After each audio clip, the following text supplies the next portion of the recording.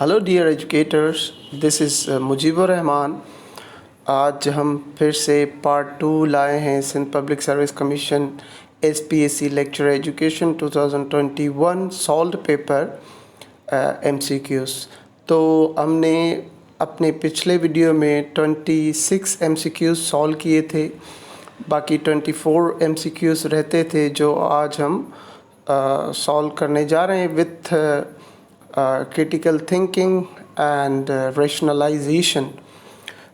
rationalization का मतलब होता है कि जब हम अपने MCQ सॉल्व करेंगे तो उनका रीज़न भी देंगे कि ये जो ऑप्शन हैं वो करेक्ट क्यों हैं और जो दूसरे ऑप्शंस हैं जिनको हम डिस्ट्रक्टर्स कहते हैं वो क्यों सही नहीं हैं।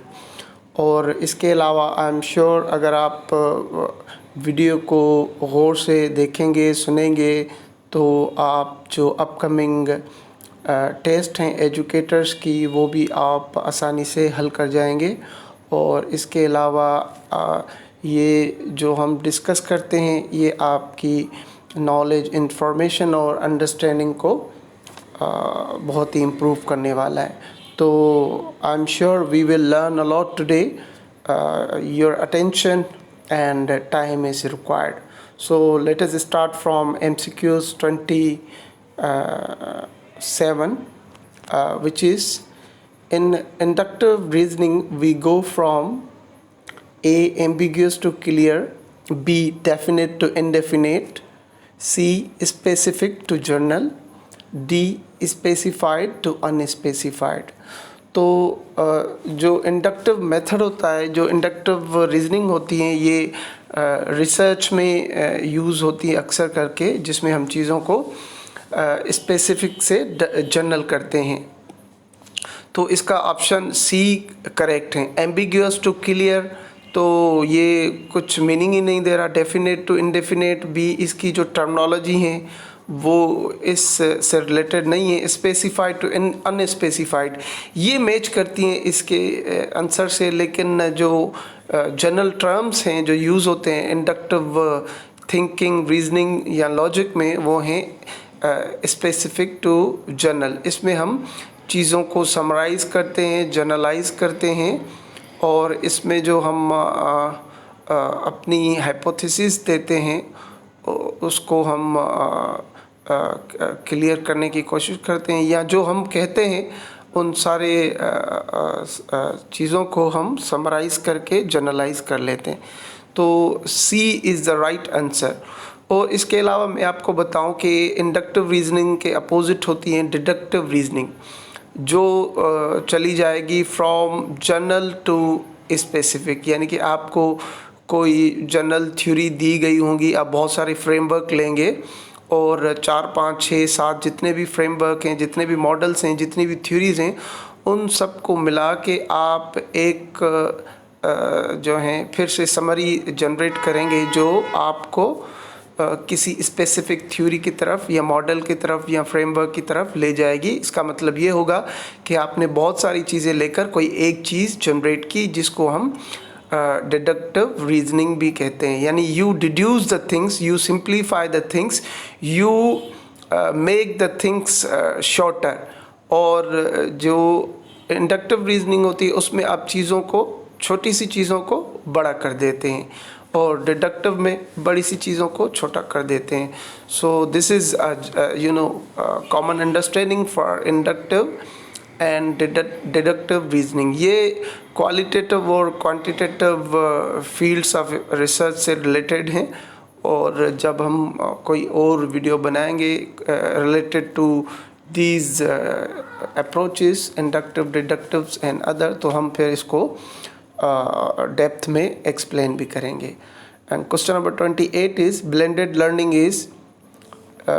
is our blended learning simply is extension।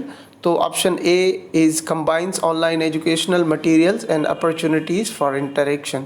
तो इसका राइट आंसर भी यही है कि ब्लेंडेड का मतलब होता है मिक्सचर, जिसमें दो अकसाम की लर्निंग है। एक तो आप ऑनलाइन भी सीख सकते हैं चीज़ों को, और इसके अलावा फेस टू फेस भी होता है। यानी it is mixture between online and face to face teaching learning processes।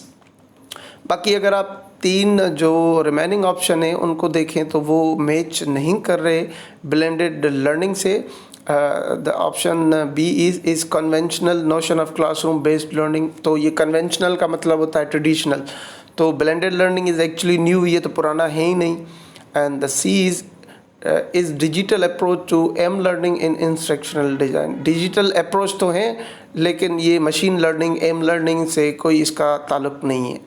C is traditional methodological method and approach. तो फिर से ये ट्रेडिशनल नहीं है, ये न्यू मेथड है। दिस इज़ मॉडर्न मेथड जिसमें हम face to face and online classes लेते हैं। तो ये मिक्सचर होता है जिसमें कुछ क्लासेस फेस टू फेस होती हैं और कुछ आपकी ऑनलाइन होती हैं। और अक्सर करके जो फॉरेन कंट्रीज़ हैं उसमें ये प्रोग्राम्स बहुत ज़्यादा कामयाब हैं। और जैसे UCL यूनिवर्सिटी हैं या ऐसी बहुत सारी यूनिवर्सिटीज़ हैं जो ब्लेंडेड प्रोग्राम्स ब्लेंडेड लर्निंग पे बिलीव करती हैं और उनको कंटिन्यू कर रही हैं। Let us go for question number 29 of paper 2021। The best strategy to classroom management issues is A call student by name. इसका मतलब ये है कि क्लासरूम को मैनेज करने के लिए बहुत अच्छी स्ट्रेटेजी कौन सी हैं। क्या हम बच्चों को उनके नाम से कॉल करें, या circulate in the class, C engage students, D reward the student. तो इसका राइट आंसर भी है इंगेज करें स्टूडेंट्स को, क्योंकि जब हम बच्चों को इंगेज करते हैं तो उनका बिहेवियर मैनेज हो जाता है, वो लर्निंग अच्छी तरीके से कर सकते हैं और चीज़ों को अटेंटिवली सुनते हैं। कॉल स्टूडेंट बाय नेम ये भी मोटिवेशन है, but this is not the best strategy. Circulate in the class, बच्चों को सर्कुलेट कर दें क्लास में, ग्रुप्स में, तो ये भी अच्छा तरीका है लेकिन बेस्ट नहीं है। रिवार्ड दें बच्चों को, ये भी मोटिवेशन की एक स्ट्रेटजी है लेकिन इससे क्लासरूम मैनेज नहीं होती। तो बच्चों को जब हम एक्टिवली इंगेज करते हैं डे टू डे एक्टिविटीज़ में, तो ये क्लासरूम मैनेजमेंट की बेस्ट स्ट्रेटजी कहलाती हैं। So option C is the correct answer. Question number 30 is the word curriculum is derived from currere which means, यानी करिकुलम असल में इस करूरी वर्ड से डिराइव हुआ है। I think it is a Greek word. तो इसका मतलब क्या है? ए dance, be lead, C run, D teach. तो आई एम श्योर कि बहुत सारे लोगों ने एग्ज़ामिनेशन के दौरान, पेपर के दौरान, टेस्ट के दौरान टीच या लीड को टिक किया होगा, बट एक्चुअली करिकुलम का मतलब होता है टू रन, यानी आप करिकुलम का मतलब होता है कि आप चीज़ों को अच्छे तरीके से चलाएं और जो करिकुलम है उसको इफ़ेक्टिवली इम्प्लीमेंट करें। और इसके अलावा मैं आपको ये भी बताऊं कि हम जो पिछला वीडियो था पार्ट 1 ऑफ पेपर 2021, उसमें एक क्वेश्चन भी आया था जिसमें ये था कि यूनेस्को ने कितनी लेवल्स ऑफ करिकुलम बताई हैं। तो वो हमने किया था कि 4 लेवल्स हैं करिकुलम की, जिसमें हमारा एक्सप्लिसिट करिकुलम आ जाता है, इम्प्लिसिट करिकुलम आ जाता है, null curriculum and extra curricular experiences. तो जो एक्सप्लिसिट करिकुलम होता है, जो सब्जेक्ट या स्किल्स आप बच्चों को स्कूल में पढ़ाते हैं, जो नज़र आता है, वो एक्सप्लिसिट करिकुलम होता है। और इम्प्लिसिट स्पेशली यानी कि जो फ़िलासफ़ी होती है किसी स्कूल की, या जो बच्चों का बिहेवियर एटीट्यूड नज़र आता है, तो वो इम्प्लिसिट करिकुलम में इंक्लूड हो जाता है। एंड देन नल करिकुलम वो करिकुलम होता है जो वसाइल बच्चों के पास नहीं होते, या जो वसाइल बच्चे अफोर्ड नहीं कर पाते, तो उसको नल करिकुलम कहते हैं। जैसे कि बहुत सारे ऐसे इनिशिएटिव्स हैं जो हमारे स्कूल्स में अभी मौजूद ही नहीं है। सपोज़ कर लें कि हमारे पाकिस्तान के कॉन्टेक्स्ट में ऐसे स्कूल्स कम हैं जो बच्चों को वो स्किल सिखाएं जो उनको जॉब में जाके काम आने वाले। आई नो कि सम ऑफ द स्कूल्स ऐसे होंगे sorry but most of the schools are not which fill the gap between academia and industry. तो ये नल कैरिकुलम होता है, मतलब इस किस्म के कैरिकुलम की ज़रूरत होती हैं.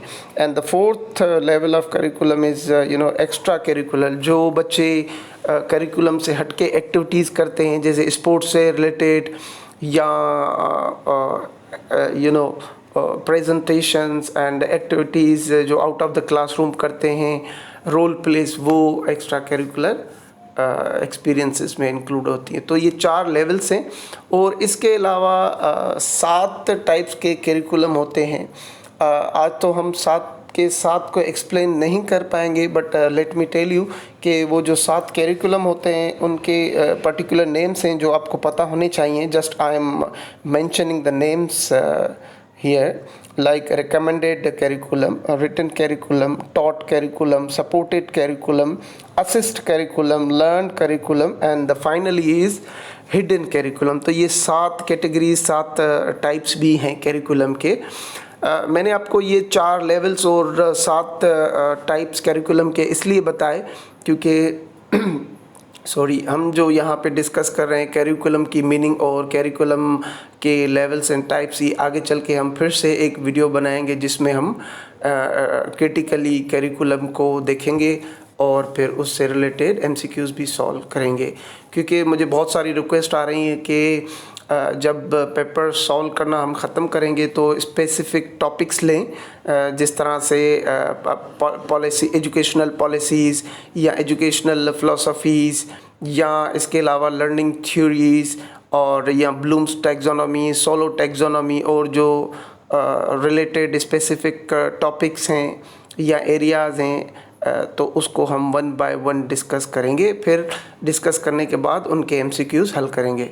तो आगे चलते हैं हम. MCQs number 31, which is the desired focus of assessment must be on A. memorization, B. motivation, C. multiple answers, D. thinking. तो ऑफ कोर्स असेसमेंट का जो फाइनल पर्पस होता है वो होता है कि बच्चों में थिंकिंग की लेवल को प्रमोट किया जाए. बच्चे सेल्फ असेसमेंट भी कर सकते हैं और फॉर्मेटिव असेसमेंट के थ्रू भी वो देख सकते हैं कि वो कितना पार्टिसिपेट कर रहे हैं और उनको कौन कौन से एरियाज़ में अभी इम्प्रूवमेंट की ज़रूरत हैं. और इसके अलावा टीचर्स या पेरेंट्स भी देख सकते हैं कि बच्चों की क्या लेवल ऑफ लर्निंग है और उनकी एक्टिविटीज़ किस तरह से जा रही हैं. तो इसका राइट आंसर थिंकिंग है. और इसके अलावा असेसमेंट के 2 टाइप्स होते हैं, मेजर टाइप्स. वैसे तो बहुत सारे टाइप्स हैं, वो असेसमेंट पे भी एक अलग वीडियो होना चाहिए, लेकिन मैं आपको जस्ट बताता हूँ कि असेसमेंट के जो मेन 2 टाइप्स हैं वो हैं फॉर्मेटिव असेसमेंट और summative assessment. Formative assessment actually ongoing assessment होती है जिसमें हम बच्चों के रिजल्ट्स को, बच्चों की स्किल्स को, बच्चों की जो अंडरस्टैंडिंग उनको कंटिन्यूसली इम्प्रूव करते रहते हैं. उनको फीडबैक देते हैं और उनको हम जो उनकी वीक एरियाज़ हैं, डेफिशिएंट एरियाज़ हैं, उनको हम इम्प्रूव करते रहते हैं. And summative assessment is taken at the end of any lesson, a topic और यूनिट, जो तकरीबन at the end of term हम लेते हैं. हमारे कॉन्टेक्स्ट में वो at the end of term ली जाती हैं. तो ये 2 टाइप्स हैं जनरली असेसमेंट की, formative assessment and summative assessment. Formative assessment और भी बहुत ज़्यादा इसमें कंपोनेंट्स हैं जो हम डिस्कस कर सकते हैं. बहरहाल एक अलग वीडियो फिर असेसमेंट पे होगा इन फ्यूचर.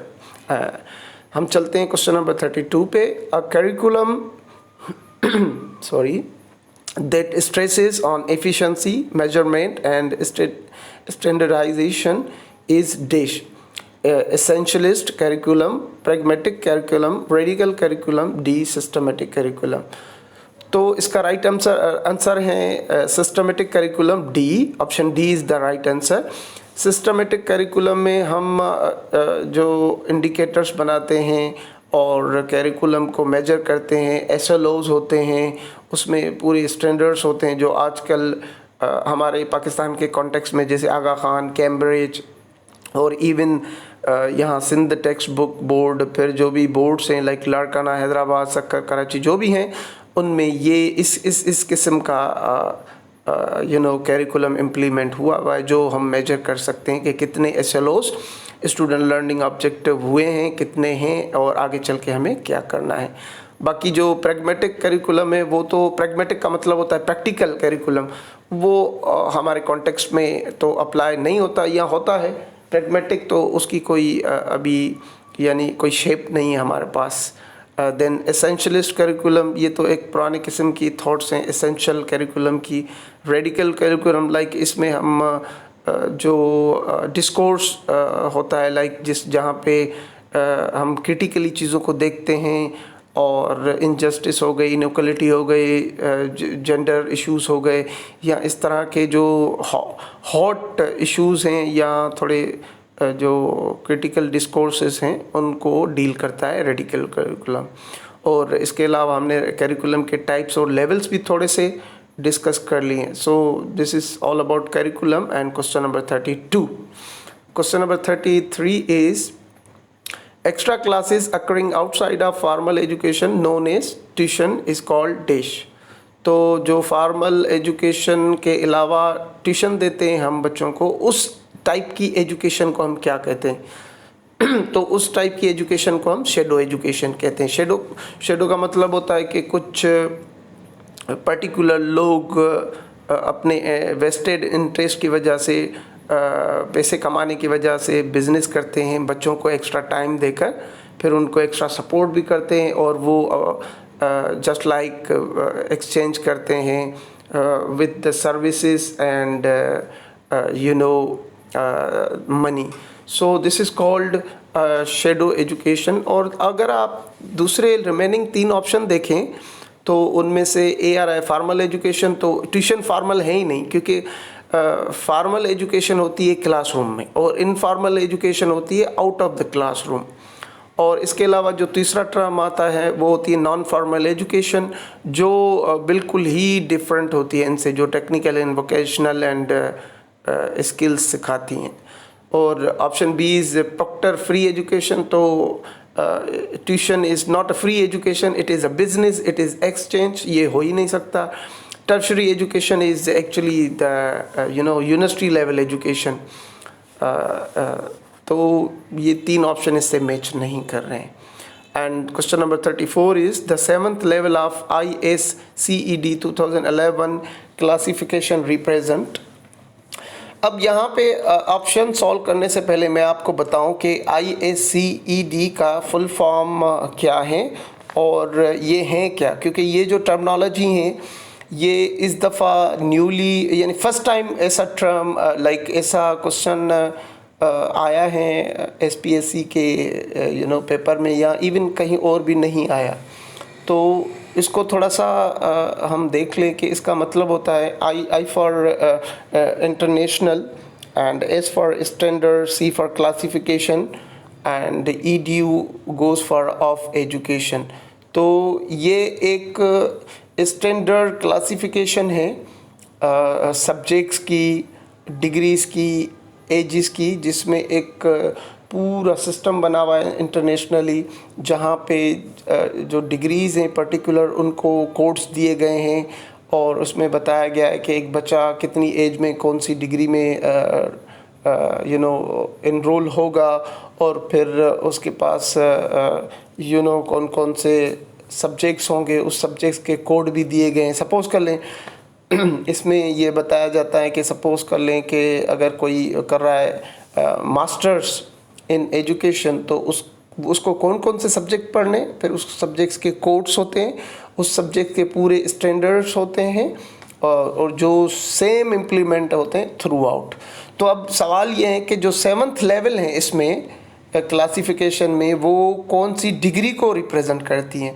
तो यहाँ पे टोटल 9 लेवल्स है। 0 level is for EC education, EC level, और then 1 is primary, and then 2 is lower secondary, and then 3 and 4 and like this. तो इसकी जो 7th लेवल है वो है मास्टर डिग्री। फिर जो 8th लेवल है वो है इसकी डॉक्टर डिग्री, और जो 9th लेवल है वो है अनस्पेसिफाइड। यानी अब जो भी नई डिग्री इसमें इंक्लूड होगी या आगे चल के एक्सप्लोर होगी, वो 9th कैटेगरी में इंक्लूड की जाएगी। तो ये जो पूरी क्लासिफिकेशन मैंने आपको बताई, ये इस डिग्रीज और course and skills and time and age से रिलेटेड है, जो पाकिस्तान में इतना राइज नहीं है। और इसके अलावा मैं आपको इसकी थोड़ी सी हिस्ट्री बताऊं कि ये जो इनिशिएटिव हैं, ये इनिशिएटिव यूनेस्को का है, जो 1970s में लिया गया था इनिशियली। फिर इनकी जो फर्स्ट ये क्लासिफिकेशन हुई वो हुई थी 1997 में। फिर इनकी जो लास्ट क्लासिफिकेशन है इन स्टैंडर्ड्स की, वो है 2011 में, जो ये क्वेश्चन में पूछ रहा है। तो अब तक 9 लेवल्स हैं डिग्रीज़ की, जिसमें उनकी पूरी डिटेल दी गई है। और इस अक़साम के क्लासिफिकेशन एंड स्टैंडर्ड्स की पाकिस्तान में भी ज़रूरत है, ताकि वो चीज़ें और भी फार्मल और सिस्टमेटिक हो जाएं। तो इसके अलावा मैं आज ये सोच रहा था क्वेश्चन बनाने के वक्त कि हम ये भी डिस्कस करें कि ये जो क्वेश्चन दिए गए हैं ये ब्लूम्स टैक्सोनॉमी के लिहाज से किस कैटेगरी में आते हैं। लाइक क्या ये क्वेश्चन है मेमोरी में आते हैं, अंडरस्टैंडिंग में, या एप्लीकेशन में। तो अब तक जो हमने क्वेश्चन सॉल्व किए हैं इवन थ्रू आउट, तो मुझे most of the question memory में लगे एंड कुछ अंडरस्टैंडिंग से रिलेटेड हैं। तो ये यानी ब्लूम्स टैक्सोनॉमी की फर्स्ट और सेकंड लेवल को टच कर रहे हैं। और आज हम ये भी डिस्कस करेंगे कि ये जो MCQs दिए गए हैं 2021 के पेपर में, क्या ये क्वेश्चंस एक फ्यूचर प्रोस्पेक्टिव टीचर को, प्रोस्पेक्टिव लेक्चरर को क्वालिफाई कर रहे हैं या नहीं, मतलब क्या ये उनकी लेवल के लिए सही हैं या नहीं, ये भी हम डिस्कस करते जाएंगे। क्योंकि अब ये है कि अगर ये क्वेश्चन एप्लीकेशन और अंडरस्टैंडिंग के हैं और आगे चल के यही क्वेश्चन लेक्चरर बच्चों को पढ़ाएंगे फिर तो सही है। अगर ये क्वेश्चन ही ऐसे हैं जो कैरिकुलम में ही नहीं है, हमारे कैरिकुलम में नहीं है, या तो हमारे किसी काम के नहीं है, या तो ये आगे चल के बच्चों को इनमें से कुछ सिखाया नहीं जाएगा, तो जाएंगे हम नहीं सिखाएंगे कुछ भी बच्चों को, तो ये किसी काम के नहीं है। तो आप भी थोड़ा सा रिफ्लेक्ट करते जाएं, और हमें अगर आपको कोई नई चीज़ मिले, अच्छी चीज़ मिले, बुरी चीज़ मिले, या आपके पास कोई सजेशन हो, तो वो कमेंट बॉक्स में आप देते जाएं। बहरहाल ये मुझे तो मेमोरी से रिलेटेड क्वेश्चंस लग रहे हैं, या जनरल नॉलेज के, जैसे ऊपर वाला है 33 शेडो एजुकेशन। अब जिसको जनरल नॉलेज हो थोड़ी सी कि ट्यूशन वाली जो है वो उस इनफॉर्मल एजुकेशन को हम क्या कहते हैं, shadow education.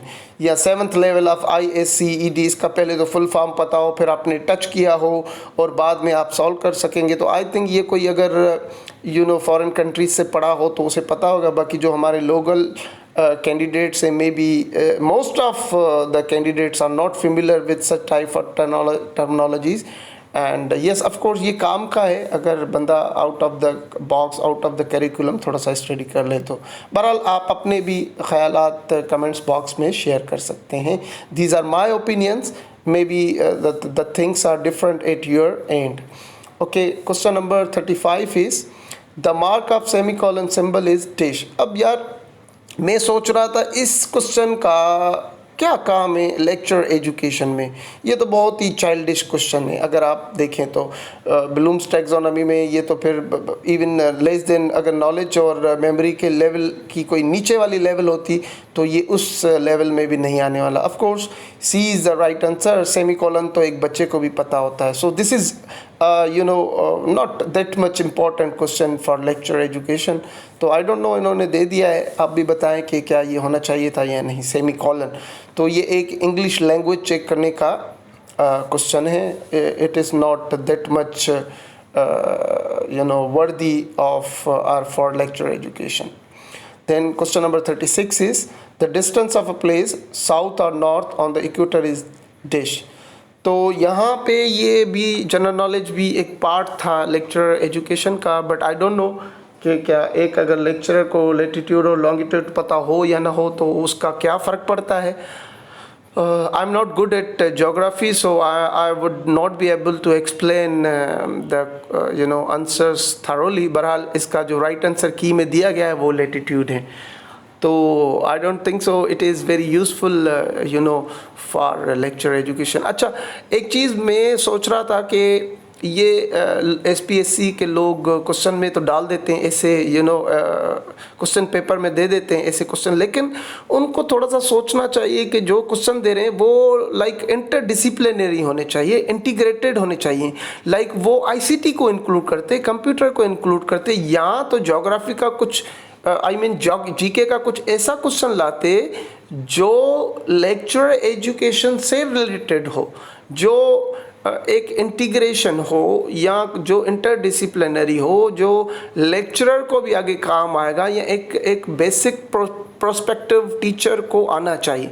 So I don't know, the both questions are of not that much worth. ये क्यों दिए I don't know, maybe it is just like a formality और समथिंग एल्स।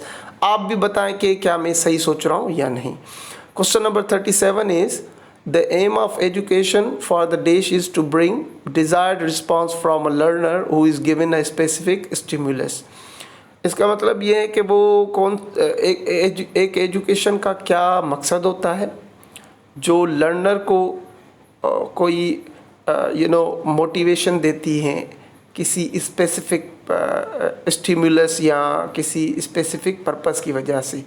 तो जब भी हम बात करते हैं from for a desired response और specific stimulus, तो वहाँ पे कॉग्निटिविस्ट ही आते हैं, क्योंकि ये memory and motivation and psychology से रिलेटेड हैं, एंड बिहेवियर से इसका कोई ख़ास ताल्लुक़ नहीं है।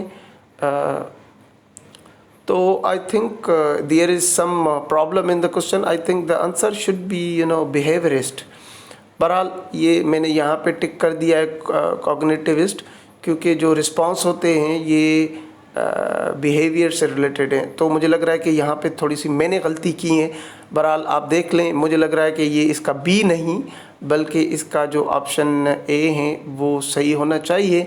देखें आप, फिर मुझे कमेंट्स बॉक्स में भी बताएं, मैं भी इस आंसर को कंफर्म करके और आपको बताऊंगा। बहरहाल जो ये स्टिमुलस होता है ये बिहेवियर से रिलेटेड होता है, का माइंड मेंटल अप्रोचेस से नहीं होता, सॉरी, ये जो है ना बिहेवियर से रिलेटेड होगा।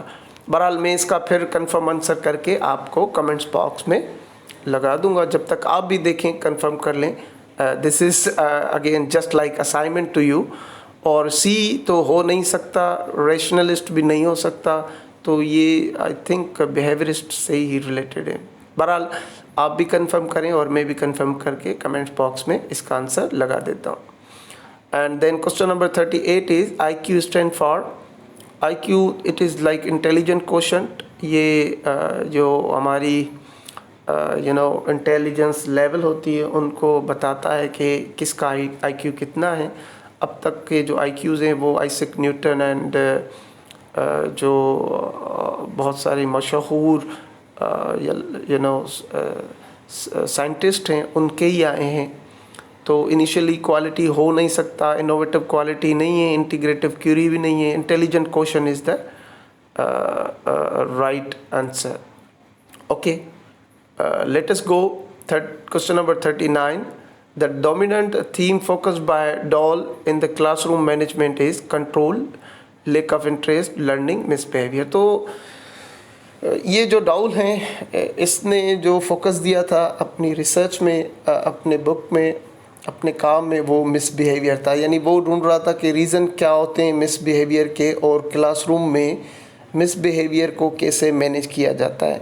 तो फिर इसने बहुत सारे सॉल्यूशन उसने बताया। उसने कहा कि सबसे पहले हमें क्लासरूम में क्लास रूल्स बनाने चाहिए, बच्चों को अटेंशन देना चाहिए, बच्चों को रिस्पॉन्सिबिलिटीज़ असाइन करनी चाहिए और उनको इंगेज करें हम डिफरेंट क्लासरूम एक्टिविटीज़ में, और इसके अलावा उनको कंटिन्यूसली मॉनिटर करें।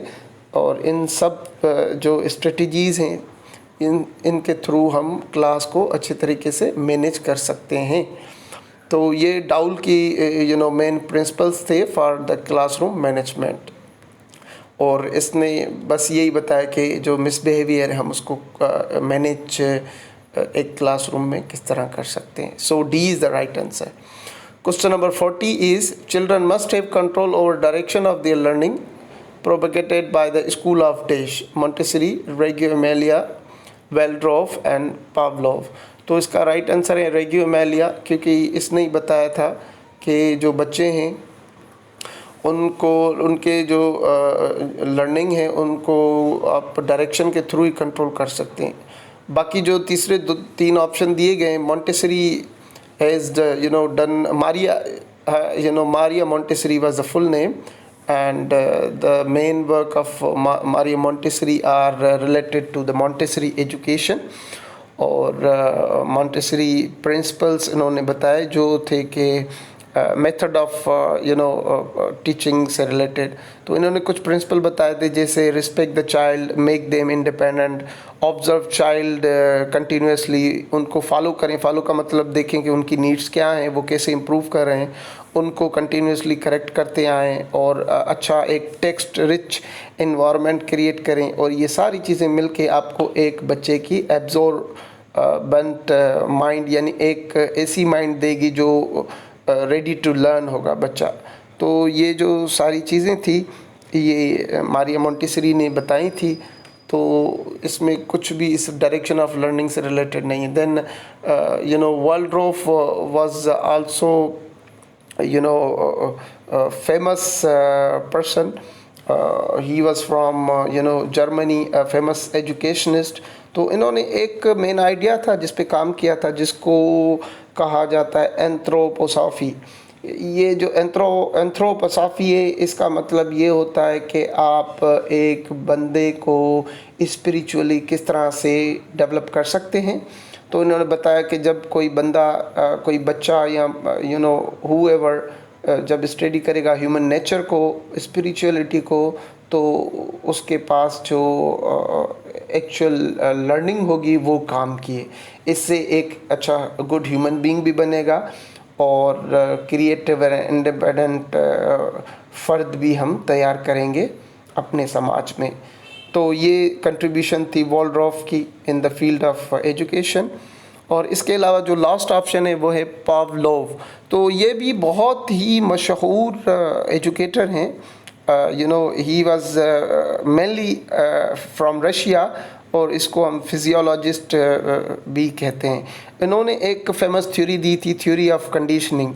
और वो थ्योरी तो आपने सुनी होगी कि इसने एक डॉग को रखा था, फिर उसको एसोसिएट कर रहा था बेल से। जब वो बेल बजाता था तो वो जो डॉग हैं वो एक पर्टिकुलर बिहेवियर दिखाता था, उसका मतलब ये होता था कि अब खाना आने वाला। यानी बेल को एसोसिएट किया था उन्होंने फूड से, जिसके थ्रू उसका सलेवा नज़र आता था। इट शोड कि जब आप मोटिवेशन एंड आप कोई चीज़ लोगों को दिखाते हैं तो वो पर्टिकुलरली परसीव करते हैं कि इस सिचुएशन का एसोसिएशन इस सिचुएशन से है। जैसे इन्होंने जो बेल थी उसको एसोसिएट किया था फूड से।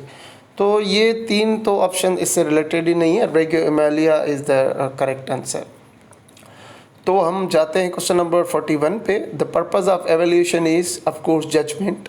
एवोल्यूशन का मतलब ये होता है कि हम जज करें कि बच्चे किस लेवल पे खड़े हैं और अब हमें आगे क्या करना है। डिसीजन, ओपिनियन, प्रेडिक्शंस इसका कोई ताल्लुक नहीं है। Question number 42 is education is the basic human right and foundation for more just and equal society is said by A. UNESCO, UNICEF, UNO and D. World Bank। देखिए UNESCO education पे particularly काम करती है, और UNICEF और UNESCO ये दोनों एक लाइक डॉटर ऑर्गेनाइजेशंस हैं यूएनओ की।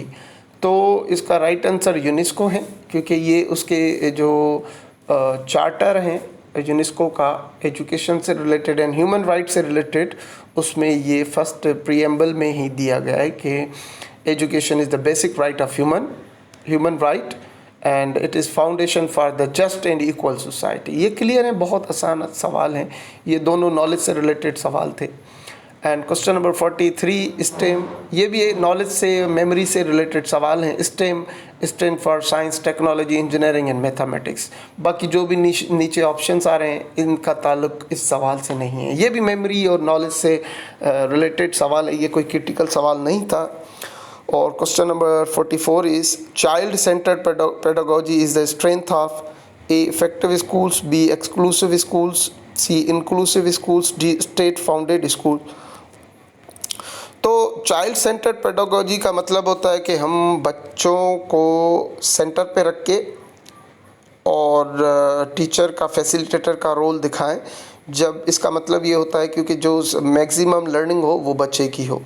तो इस तरह की जो पेडागोजी होती है उसकी जो स्ट्रेंथ है वो इंक्लूसिव स्कूल्स होती है। जो इंक्लूसिव स्कूल्स है मैं बताऊँ आपको, वहाँ पे जो हमारे स्पेशल चिल्ड्रन है, स्पेशल चिल्ड्रन का मतलब है ऐसे बच्चे जिनको कोई डिसेबिलिटी या डिसऑर्डर हो, उनको हम स्पेशल चिल्ड्रन कहते हैं।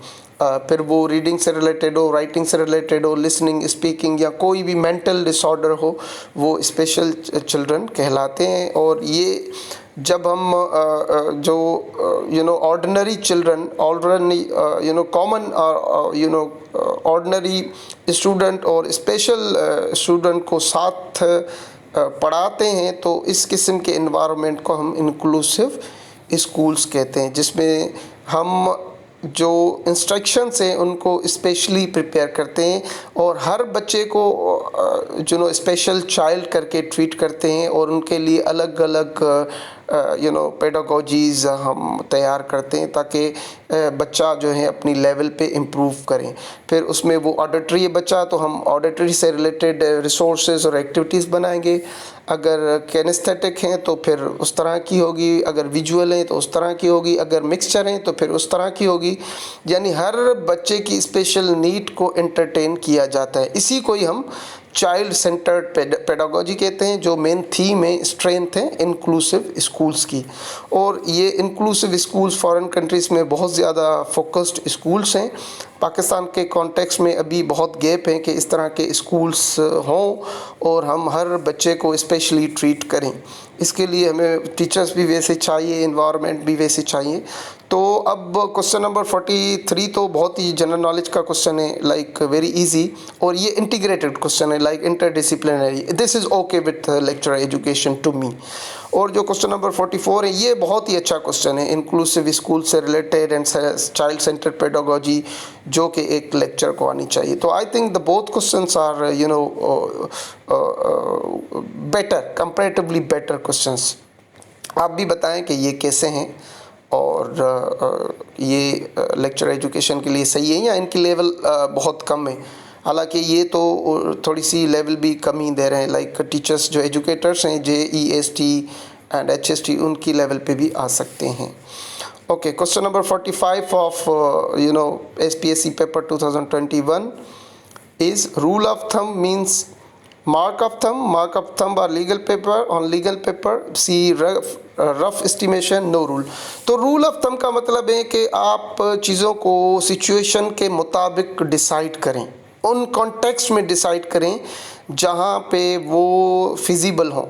तो rough estimation is the right answer. Mark of thumb तो इससे हो रहा ही नहीं है, match mark of thumb on legal paper, ये तो लीगल टर्म है। नो रूल तो हो ही नहीं सकता, रूल ऑफ थंब जब रूल है तो नो रूल हो ही नहीं सकता। सो rough estimation is right answer. और ये भी थोड़ा सा जनरल नॉलेज जैसा क्वेश्चन है और ये थोड़ा management and some kind of leadership से रिलेटेड है। Okay, in the educational leadership ये just common and general knowledge memory से रिलेटेड है, ये इतना कोई क्रिटिकल क्वेश्चन नहीं है टू मी। आप भी बताएं कैसा है ये। Question number 46 is number 1 school system of the world is China, Finland, UK, USA। तो of course number 1 school system Finland है। ये भी एक GK का ही क्वेश्चन है। आई डोंट थिंक सो कि एजुकेटर को बस यानी ज़रूरी हो कि ये पता हो कि ये कौन सा नंबर 1 है। मे बी इट इज़ फिर भी ओके, ये क्वेश्चन है कि इंटीग्रेटेड क्वेश्चन है, एजुकेशन का क्वेश्चन है एटलीस्ट ये। तो we go for question number 47 sorry. According to constructivist, what individual knows about the world is stems word stems is नहीं आना चाहिए from his or her own experience। अब मैं आपको बताऊं, जो सारे क्वेश्चंस हमने यहाँ पे डिस्कस किए उनमें से सबसे कंफ्यूजिंग क्वेश्चन ये हैं। और आई डोंट नो, इसके सारे के सारे ऑप्शंस आपस में मिलजुल रहे हैं। आप देखें यहाँ पे ऊपर सॉरी दिया गया है हिज और हर ओन, फिर ऑप्शन ए में इंटरप्रिटेशन ऑफ हिज और ओन एक्सपीरियंस, जब हिज और हर ऊपर दिया गया है तो फिर नीचे देने की क्या ज़रूरत है। Then B is interpretation of others experience, ये तो नहीं होता, ये गलत है, यहाँ पे ये मैच नहीं कर रहा। C is interpretation of personal experience, तो हाँ पर्सनल एक्सपीरियंस तो होंगे, ओन और पर्सनल में क्या फ़र्क है। D interpretation of social experience, तो जो पर्सनल होते हैं, जो ओन होते हैं, वो सोशल एक्सपीरियंसेस तो आते हैं ना, बंदा खुद तो अपने आप से कुछ नहीं बता सकता। हम जो अपने इन्वायरमेंट से, जो समाज से सीखते हैं, वही एक्सपीरियंसेस हम कंस्ट्रक्ट करते हैं। तो to me question option A, B and D are matching. I don't know कि ये पेपर सेटर ने किस तरह बनाया है, और honestly I have objection on this question and on all 3 options. बहरहाल जो की में दिया गया ऑप्शन है वो ए है, interpretation of his her own experience. तो पर्सनल एक्सपीरियंस भी यही होते हैं। तो अगर मैं देखूं कि मेरे लिहाज से डी सीम्स स्ट्रॉन्गर ऑप्शन। बहरहाल आंसर की में ए है, तो अब ए ही सही कर लेते हैं हम। Then question number 48 is gathering information about a students learning is A assessing, B evaluating, C grading, D marking. तो मार्किंग, ग्रेडिंग, एवेल्यूटिंग ये तो तीनों इससे रिलेटेड नहीं है। जो इन्फॉर्मेशन स्टूडेंट की हम कलेक्ट करते हैं, उनकी लर्निंग की, स्किल्स की, उनकी लेवल की, तो वो असेसमेंट के थ्रू ही करते हैं। ये बहुत ही अच्छा क्वेश्चन है यहाँ पे, और this is somewhat critical question. तो ये असेसमेंट भी मेन पार्ट है हमारे टीचिंग लर्निंग का। Question number 49 is aptitude test means to predict the measurement of dash A ability, B learning, C score, D skills। तो अब ये भी बहुत ही आसान memory type and knowledge type question है। एप्टीट्यूड की मीनिंग एबिलिटी होती है, लेकिन मे बी ये स्किल्स और एबिलिटी ने इनको कंफ्यूज किया, इनको मतलब कैंडिडेट्स जो अपीयर हुए थे। तो aptitude test of course ability measure करती हैं। स्कोर स्किल्स तो अचीवमेंट करती हैं, अचीवमेंट टेस्ट मेजर करती हैं, एंड ओवरऑल लर्निंग तो इन सब में आ जाती है। तो ability is the right answer. और ये भी सही अच्छा क्वेश्चन है, रिलेटेड क्वेश्चन है, not a bad question. Question number 50 and last question of SPSC paper 2021, yellow sea is in between. ये क्वेश्चन जनरल नॉलेज का है कि येलो सी कहाँ पे हैं। Malaysia and Singapore, China and Japan, Australia and New Zealand, Vietnam and Philippines. तो इसमें कोई भी ऑप्शन सही नहीं है इसका। हालांकि जब मैंने फाइंड आउट किया तो चाइना आ रहा था, एंड चाइना नहीं है, जापान भी दिया है। तो फिर थैंक्स टू SPSC अथॉरिटीज़, उन्होंने इस आंसर को गलत कंसिडर करके सबको 2 मार्क्स दे दिए, और इसके अलावा ये सबको फ़ायदा हो गया। तो जी आज हमने पूरा पेपर यहाँ पे डिस्कस किया, और उसके आंसर्स फाइंड आउट किए, और हमने देखा कि कौन सी लेवल पे ये क्वेश्चंस हैं अकॉर्डिंग टू ब्लूम्स टैक्सोनॉमी, यानी मेमोरी के हैं, अंडरस्टैंडिंग के हैं, या एप्लीकेशन के हैं।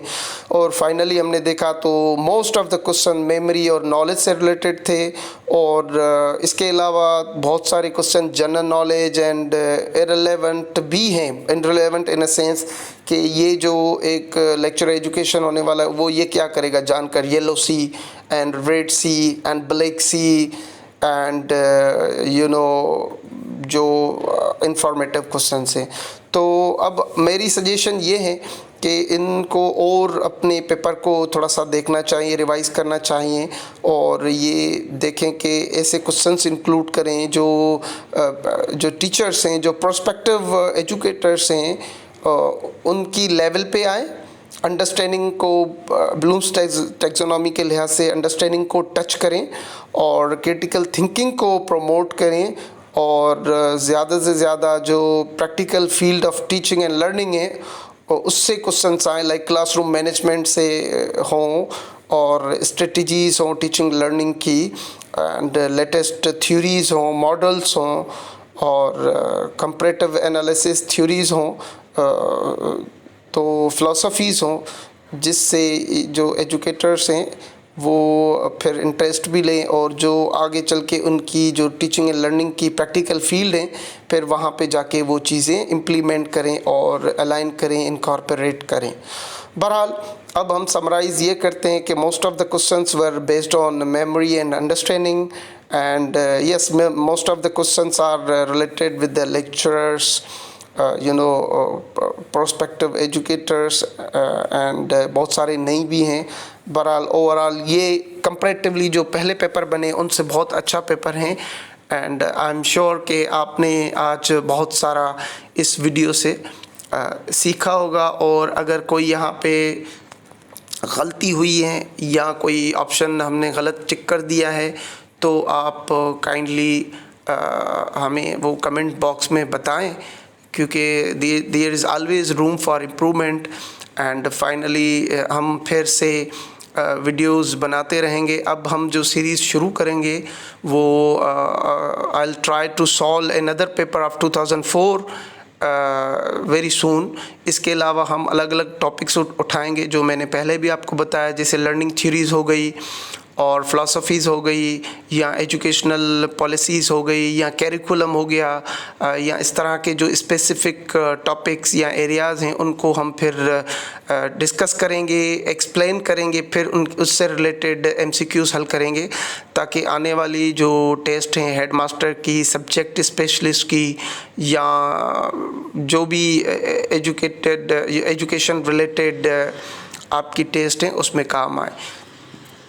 इसके अलावा मैं आपको बताऊं कि जो हमारे दोस्त MPhil, B.Ed, M.Ed या PhD कर रहे हैं, ये जो पेपर हम सॉल्व कर रहे हैं ये उनके लिए भी बहुत ही काम के वीडियोस हैं, लर्निंग हैं, क्योंकि ये सेम इंफॉर्मेशन वो वहाँ पे पढ़ते हैं और इसमें बहुत ज़्यादा रिसर्च के भी टर्मिनोलॉजीज़ हमने डिस्कस किए हैं।